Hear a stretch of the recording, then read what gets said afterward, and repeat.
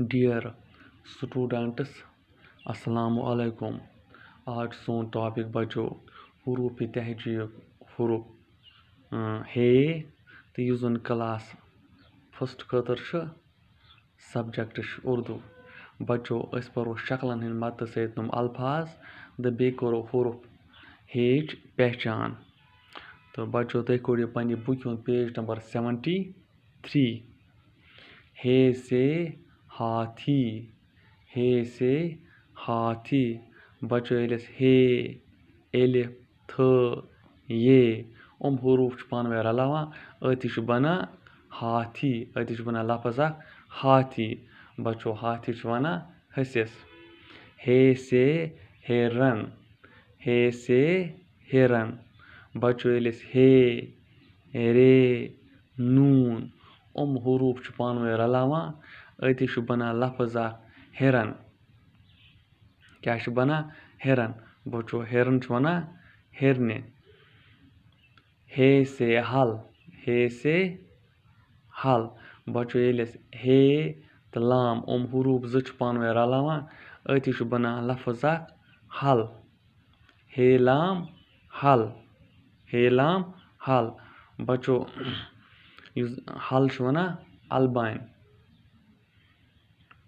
हे से हाथ, हे से हाथ बचो यस हे एलिफ थ पान हरूफ रलावान अति बना हाथ। क्या बना हाथ। ये हरूफ पानवे रलावान अति बना लफ्ज हाथ। हाथ वना बचो अथस। हे से हाथ बचो बे करो एक लट रिपीट। हे से हाथी, हे से हाथी, हे से हिरन, हे से हिरन,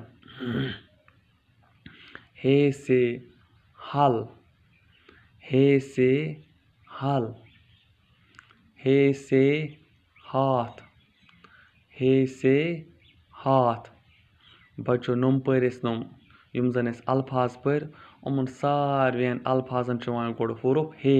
क्या उमन सारवेन अल्फाजन गोड़ हरूफ हे। अगर हाथी वुचो अत गोड़ हरूफ हे। इथे पे हिरन वुचो अत गोड़ हरूफ हे। इथे पे अगर हल वुचो या हाथ वुचो उमन दोन गोड़ हरूफ हे गोड़। बचो थवन पन्ने जाए यह जहनस मज कि तुम पन्ने बुक पे वुचान कि पेज नंबर 73 पे यह हे कित पे लेखन अमिक शक्ल थवन पन्ने जहनस मज कि अन यह हे अत पे हथ कि अमिक हे शक्ल क्या यह शक्ल थवन तुम पन्नस जहनस मज। यह शक्ल बन कन अत मज अत यह रेक्टेंगल बनत तो अत मज यह डब बनत अत मज वुचान तुम कि हे कित पे आमुत लेखन। हे कित पे आमुत लेखन। तो यह हे अमिक शक्ल थवन तुम पन्नस जहनस मज। तो आज पोर इंशाल्लाह रहमान योतान।